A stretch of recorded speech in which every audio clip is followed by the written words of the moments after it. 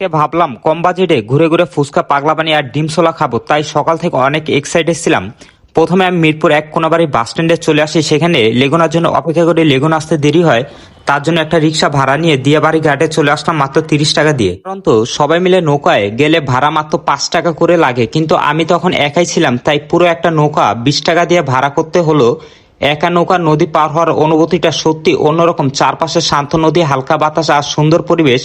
মনে হচ্ছিল শহরের সব ব্যস্ততা যেন কিছুক্ষণের জন্য দূরে চলে গেছে। পার হয়ে যখন কাইন্দা ঘাটে পৌঁছালাম, তখন দেখি পুরো জায়গাটা মানুষে ভিড়ে জমজমাট। অনেকে পরিবার নিয়ে এসেছে, কেউ বন্ধুর সঙ্গে এসেছে। জায়গাটা আমার খুবই ভালো লাগে, তাই আমি বেশি দেরি না করে প্রথমে 20 টাকার জাল বেলপুরি অর্ডার দিলাম। ফুচকা, পেঁয়াজ, ধনেপাতা, কাঁচামরিচ, শুকনো মরিচ, টক তেঁতুল আর জাল মশলা দিয়ে এমন সুন্দরভাবে বানিয়েছে যে দেখলেই মুখ দিয়ে পানি চলে আসে। লোকমা খাওয়ার পর মনে হলো ওয়াও, এত কম টাকায় এত মজার বেলপুরি সত্যি আশা করিনি। জাল, টক আর মুসমুসের স্বাদ একসাথে অসাধারণ লাগছিল। শেষ করার পর আমি নিলাম 10 টাকার জাল পাগলা পানি। এই পাগলা পানির স্বাদ একেবারে আলাদা। টক জাল, একটু মিষ্টি আর মশলার এমন সুন্দর একটা মিশ্রণ যে খাওয়ার পর বারবার মনে হচ্ছিল আরেকটা খাই। যারা জাল টক খেতে ভালোবাসে তাদের জন্য এটা একদম পারফেক্ট। হলো আমাদের 10 টাকার টনিক, আর এটা কিন্তু আনকমন ভূমি দিয়ে ফুচকার ভূমি।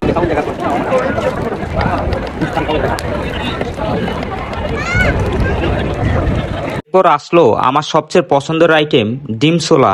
30 টাকার ডিম ছোলা অর্ডার দিয়ে দিলাম।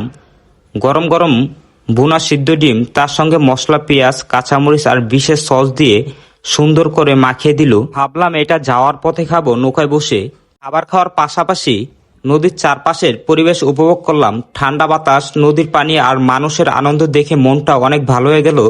সত্যি বলতে অনেক সময় বেশি টাকা খরচ না করেও খুব সুন্দর একটা দিন কাটানো যায়। আজকে পুরো ট্রিপের যাতায়াত আর খাওয়া সব মিলিয়ে খুব কম বাজেটে দারুণ একটা অভিজ্ঞতা। মাত্র 150 টাকা খরচ করেছি। নতুন জায়গা ঘোরা, সুন্দর পরিবেশ দেখা আর সুস্বাদু খাবার খাওয়া সবকিছু মিলিয়ে দিনটা আমার কাছে অনেক স্মরণীয় হয়ে থাকবে। যদি কখনো কম বাজেটে কোথাও ঘুরতে যেতে চাও, তাহলে কাইন্দা ঘাটে অবশ্যই ঘুরে দেখতে পারো। বিশেষ করে বিকেলের সময় গেলে নদীর পাড়ের পরিবেশ আরো বেশি সুন্দর লাগে। আজকের ভিডিও এখানে শেষ করছি। ভিডিওটি যদি ভালো লাগে তাহলে অবশ্যই একটি লাইক দিও, বন্ধুদের সঙ্গে শেয়ার করো এবং এমন আরো কম বাজেটের ফুড ব্লগ ঘুরে বেড়ানোর ভিডিও দেখতে চ্যানেলটি সাবস্ক্রাইব করে পাশে থাকা বেল আইকনটি অন করে রেখো। এই পর্যন্তই, আল্লাহ হাফেজ। আবার দেখা হবে নতুন কোনো ভিডিও নিয়ে।